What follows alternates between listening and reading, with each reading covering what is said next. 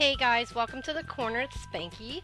I'm doing a voiceover because my volume in the video didn't work properly, so we're doing a voiceover.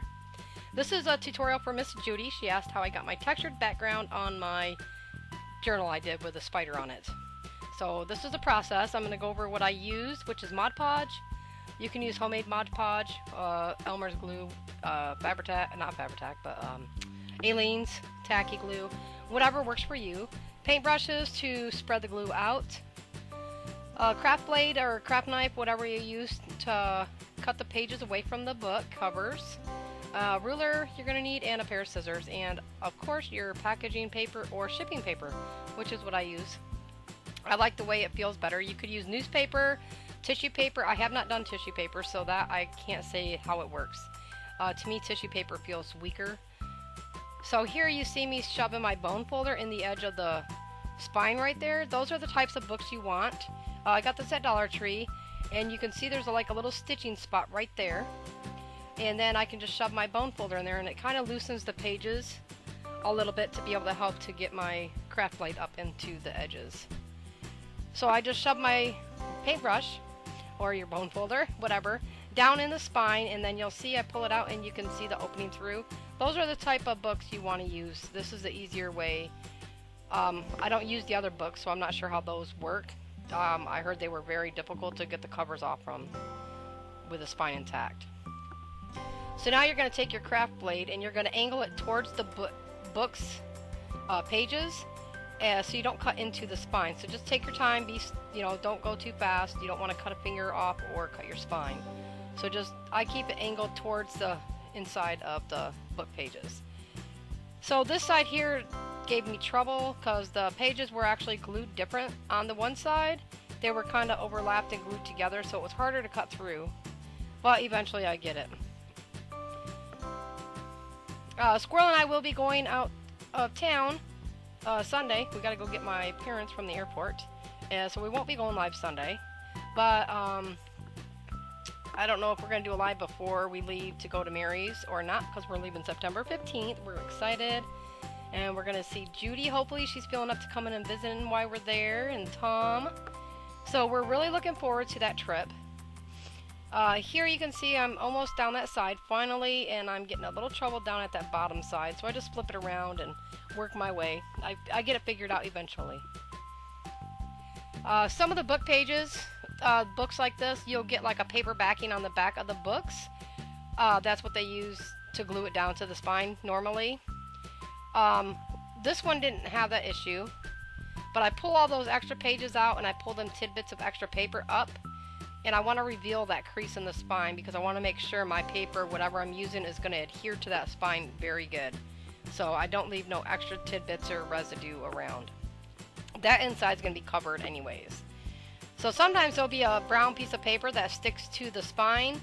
It's easily peelable. It peels right off usually, so if you get that, just peel it off from the spine right there. Just be careful so you don't rip into your main spine piece of cardstock that's right there. So now, make sure it's good to go. Put my craft blade away, and I'm going to get my packaging paper, and I'm going to get this ready to go. With a craft paper, you can use you can get craft colored packaging paper from Dollar Tree in a roll, so that works also. This here is shipping paper, and it usually comes with perforated spots within it. You'll see me point them out a couple times. Usually I watch where I'm placing that on my book covers. This is going to be painted, so I'm not worried about it. I just make sure I put enough glue in and make it sure it's secured down so it doesn't rip open as I'm putting my paper down. So then what you're going to do is just basically figure out where you want your covers to sit on that paper, get it down to size, and that's what I'm working on here.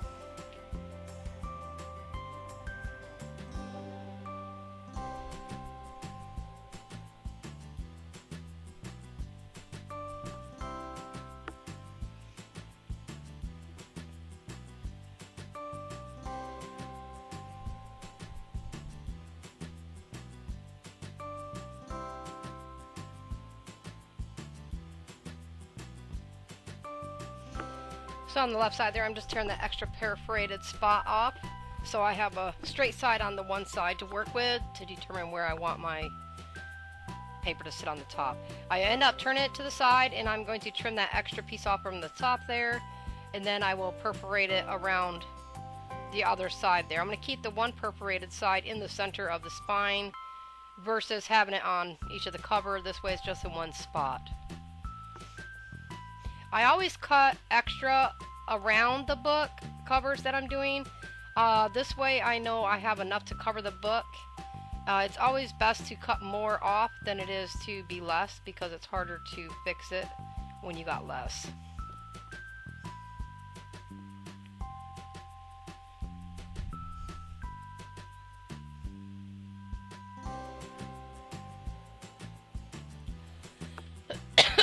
Excuse me.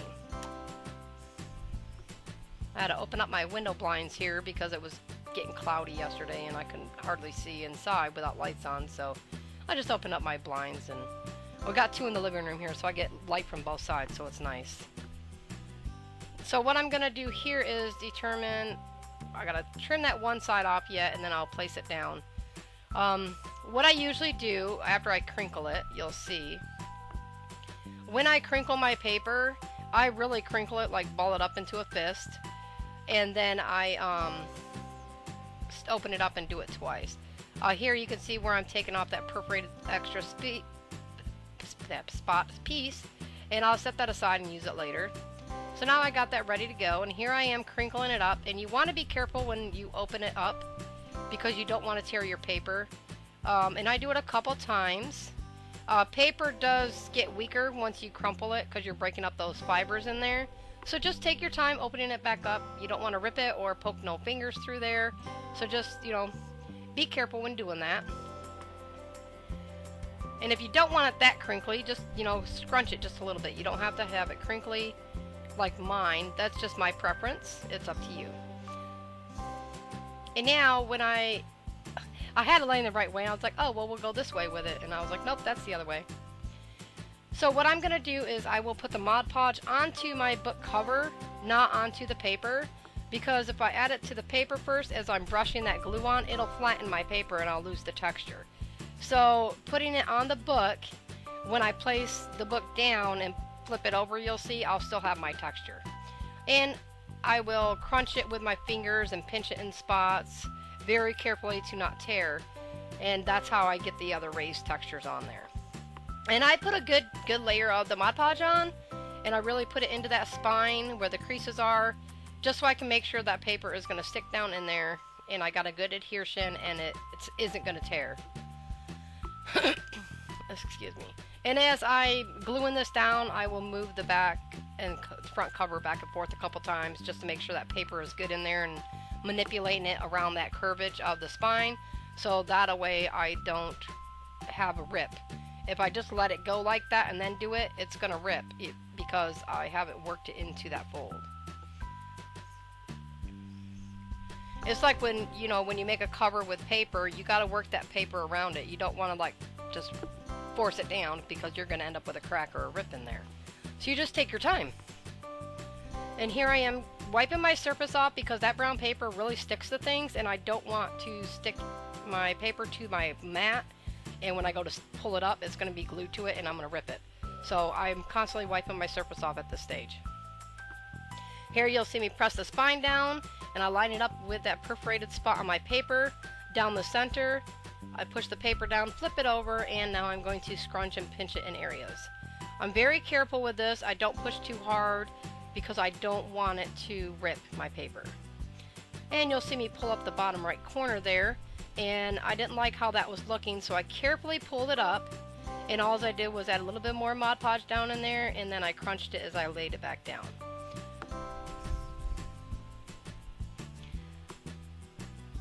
And I'm pressing around. I'm not pressing hard, I'm just making sure there's no air bubbles anywhere. And you'll see me run my fingers across the raised areas just to make sure there's no air bubbles in that, and they're good and tight, a tight fit together, and you'll see that there. And now I'm working on the other side here. I have no idea what I was saying. So I'm really going to lather it onto the spine, and I'm only going to do part of the spine, and I'm going to run my finger down the spine into that crevice, and here's where I fold it a little bit just to get that paper really adhered to that. You'll see me pinching it and, you know, forming my texture around the spine a little bit, because I want this texture to flow through the whole cover and the back cover, so that way it looks like one piece. It doesn't look, you know, flat in the spine versus textured on the front and the back cover. It's just something I like. And again, that's, you know, preference for me. And there I am wiping up my surface again. And I really lather up that Mod Podge, you'll see.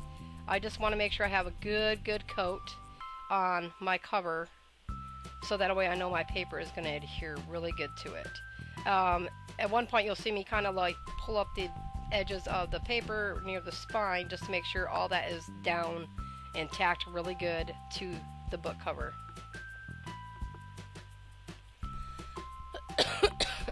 Excuse me. Ah, there you go. There, you see it?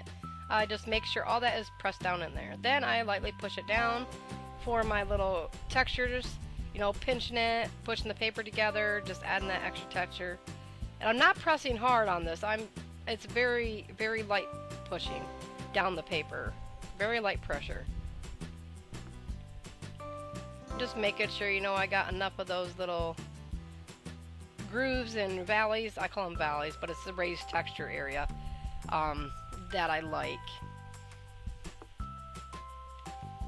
And again, this is just my preference of this is how I like my book. This is one of my favorite textures to do on my book covers. And this is going to be similar to my spider journal you guys see me show several times. It was my Halloween journal from last year. It will be up in auction when I have my auction November 3rd at 6 p.m. I'm going to redo the pages on the inside, of course. This will be similar theme. If I get it done beforehand, because of Halloween, I might do it. I might sell those two beforehand. I don't know. But I think saving it for the auction is probably going to be what I do. So now you see me opening and closing it and wiggling it back and forth, making sure I'm not going to get no cracks on my paper, making sure it's nice and tight right there. Because your spine is going to be the weakest spot of your book cover. Because you're constantly opening and closing, so you want to make sure the scored area where your spine meets your covers is really good and sturdy and strong. So that's what I tend to do, is just make sure, manipulate it a little bit, making sure it's not going to tear or anything on me in the future. So here I take my ruler and I'm deciding on how much I want to keep on the extra on the sides, because that's what's going to be used to fold over into the inside cover. And usually I tend to go with about 1 inch to 1.5 inches extra, because when I pull it over, I want to make sure I have enough that pulls over and holds it in place. If you don't have like maybe 1/4 inch, you're not going to get much of a seal on the other side, and it could possibly come undone. This is going to be covered on the inside with something else, so I just want to make sure I have enough on the inside with the brown paper that's not going to, you know, interfere with what my cover's gonna, you know, the design paper, whatever I use on the inside cover. So now you see me trimming away a little bit. I don't trim away a lot. There's very little that gets trimmed away. It's always best to have more paper sticking out than less, because then you gotta, you know, figure out how you're gonna fix it. So I always use more. Hopefully this voiceover is doing good. I've never done one of these, and this is like, I don't know how many take it is. I tried yesterday, but I had a little bit of a issue and get interrupted and so forth, so I decided just to wait and do it today. So now I'm going to work on my corners, and what I do is I fold up my corner and make sure my edges are going to be glued to each other. So I really lather that Mod Podge up around the whole corner side right there, so when I press that paper down, it's adhering to itself. And I don't push my paper up into the corner of the book cover. I pull it back just a tad bit, so that way that corner does not puncture through my paper when I put my corner, when I fold my corner up the rest of the way, like so. And I run my fingers around the edges there just to make sure there's no air bubbles. I use my bone folder to make sure that's all pressed into place. And I do that with all 4 corners. You can do your corners differently. This is just my preference on this style. There's tons of videos out there on how to miter your book corner edges, or you know, how you trim the corners down and fold it a different way. This is just how I do it.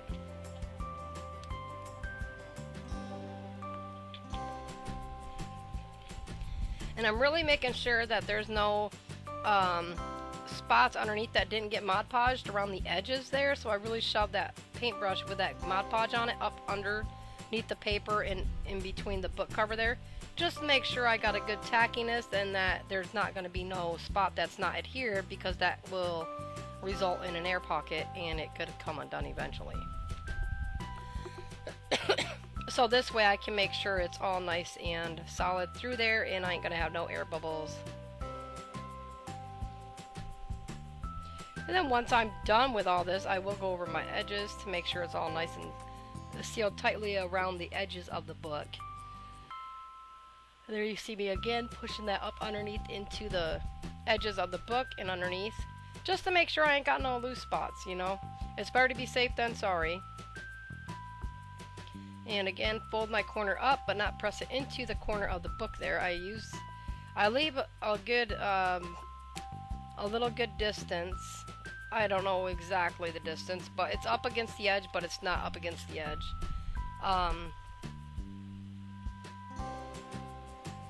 And I will be painting this black, so it'll be covered pretty good.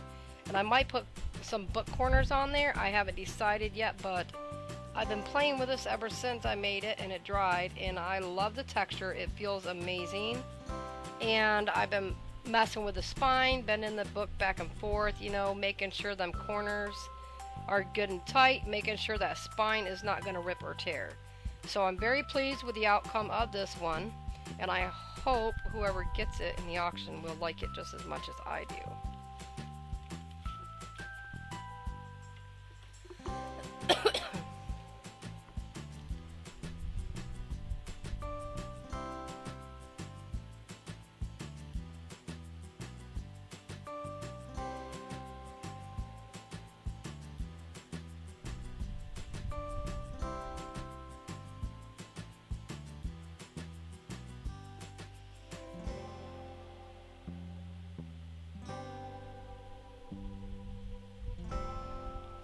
Okay, now that I got all 4 corners done, I decide on if I'm going to do the short sides first or the long sides first, and obviously I went with the short side.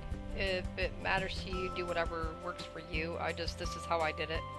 I do either or. There's no specific way for me. And there I'm pressing the glue up into the edge and making sure I get up under there if there's any open spots. And now as I'm pulling the paper up over it, I'm kind of like pulling it around it and pressing down. But be careful so you don't rip it as you're pulling the paper up over your edges, because it will tear right there. I've had it happen. You can fix it, but it's just better to take it slow and do it slow so you don't have no rips.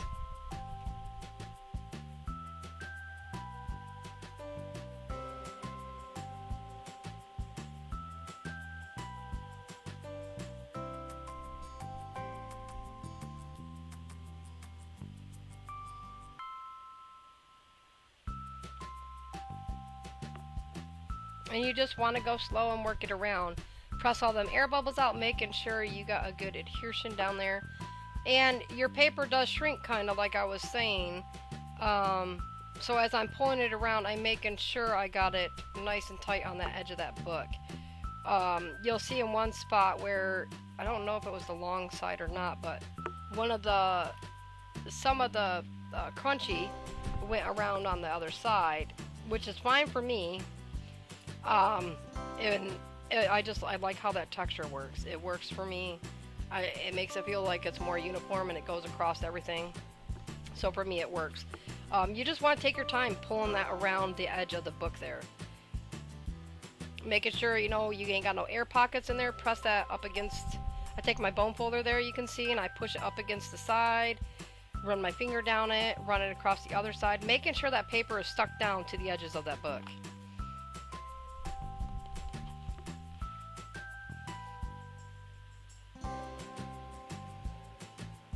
And here I am on the long side now, and I really lather that glue up into the spine because I want my paper to stick where the spine and the covers meet. There's a little opening, and I really want to make sure that paper sticks into that, so that way it doesn't break or crack or, you know, cause little air pockets when I open and close it. I just really work that into it.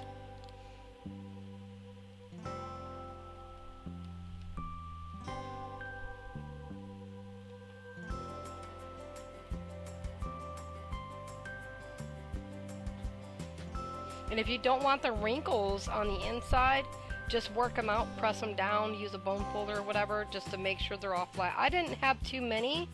There's some, but they're not, there's only a couple that are raised feeling. The rest are really like pretty much flat. But I really like how it turned out. I'm very impressed with it. Actually, I like this one better than my other one, I should say.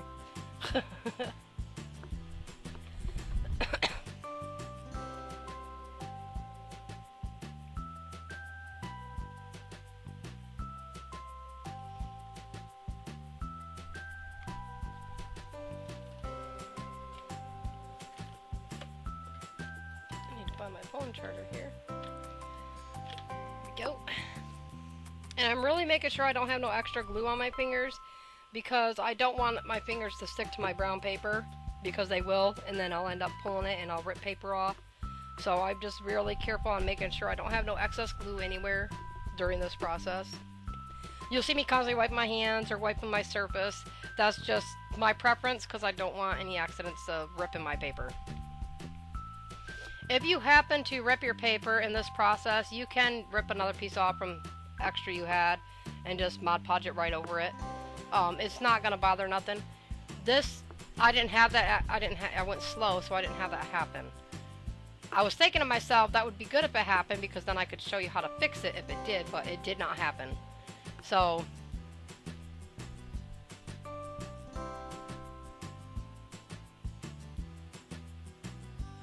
now I'm on to the other side, working that in. I really cover that book with the Mod Podge, and I go a little bit above where my paper is going to land because I want to make sure I have enough coverage, and I don't want to have to pull the paper back a little bit and add more glue. So this way I just really give it a good cover of Mod Podge there. And I work in making sure I got enough. Making sure all my corners, everything's good, no air pockets anywhere.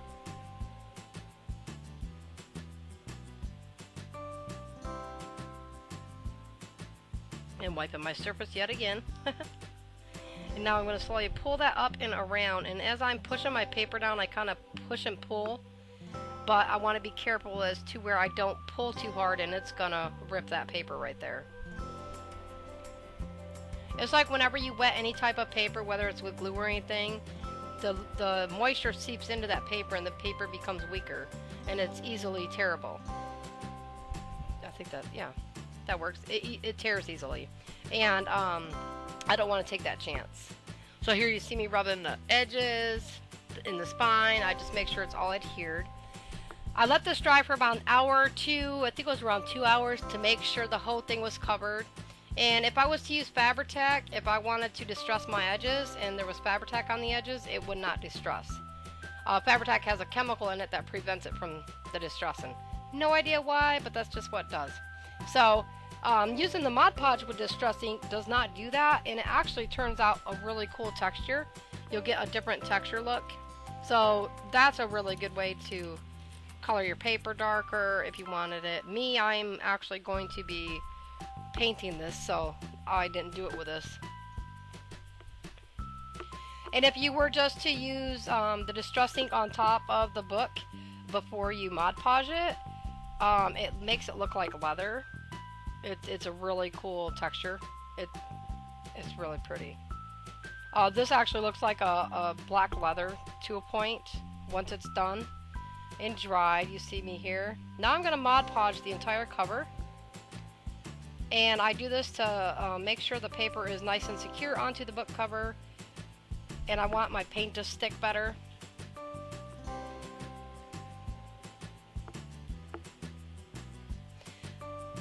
And once I get over to the other side, I see that some of the glue has settled into some of the nooks and crannies of those raised pieces.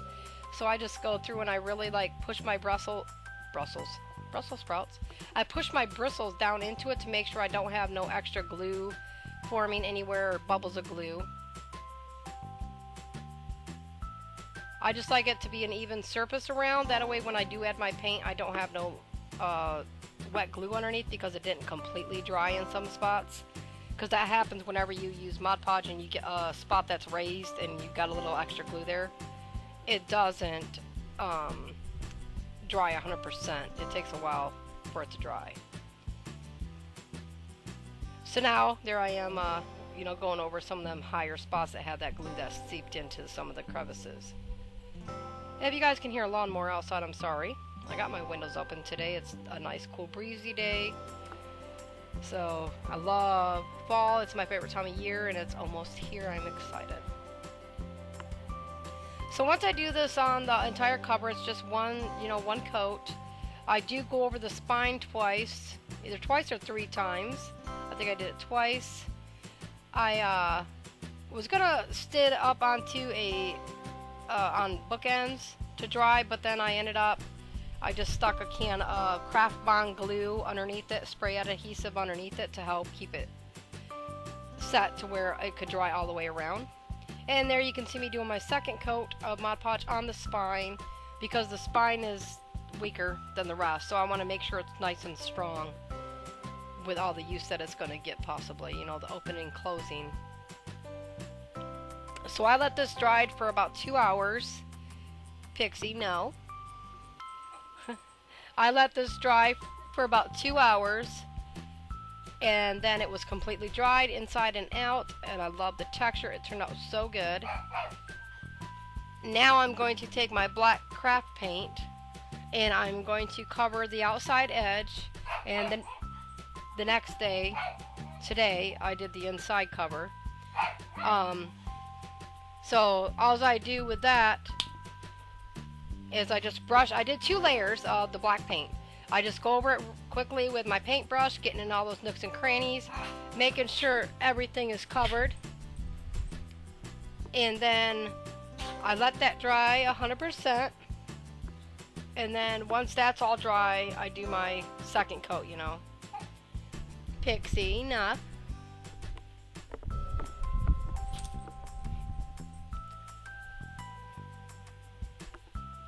After the black paint dries, I do add some silver sterling. It's not a bright silver, but it's more like a pewter looking silver, and I really like the color, and it looks amazing on this book when it's finished. And I just use a sponge to add it, and I use very little. I don't put that much down onto my surface.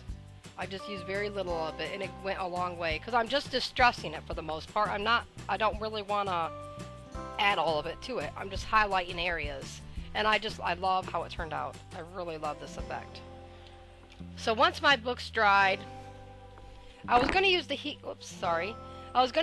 gun to dry it, but it was muggy and humid yesterday, so I just was like, it wasn't working. So I had it set up kind of with the air conditioner blowing on it a little bit, and that did help. So I used the heat gun a couple times here and there. But eventually I just let it sit for about 2 hours. Once it was completely dried, that's when I added my coat of the silver sterling on top, which is by Folk Art. You'll see me show it in the video here when I get to it.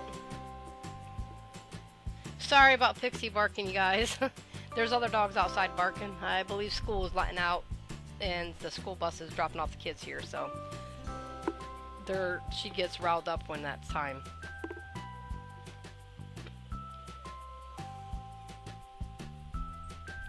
So I add my second layer of the paint, and I'm really impressed with how this has turned out by this stage even. It looks amazing when it's black. And you'll see me opening and closing my book covers there. That's just to make sure I ain't got no cracks in my spine, and I'm making sure it's nice and solid all the way down. And here I am doing my second coat. I love this texture. I can't even say that enough. You guys are probably tired of hearing me say that. I really do. It just When I'm at a store with my mom, I'm like, oh mom, look at that shirt, and I'm rubbing it all over the place. It's got like little metal gems or sequins or something all over it. I just love the feel of the texture of everything. Oh, it's one of my favorite things. And we're all dry, and now we're going to add that silver sterling. I couldn't get it to focus on the name. So now I just lightly run my sponge around it. You'll see me after I get both the front and the back cover done. I do go over it with a paper towel just to help distress it a little bit, and I really liked that effect. And there was my head popping in there. I really like this effect. I can highlight the black area, or the raised areas with my black, like stays on or whatever. But I like how this looks like this is, so I don't even mess with like running my stamp pad over it to, you know, the raised edges or anything. I really like this look, and it looks really good. Here I'm using the paper towel there. And I don't really get that much off. It's just enough to add a little texture to it and to stress it up just a little bit. So I thank you guys for tuning in and watching. I really appreciate it. Judy, I hope this explained enough to you. I hope you give it a shot. If you do, please post your book to the group. And I will see you guys later. Bye. Have a good day. Love ya.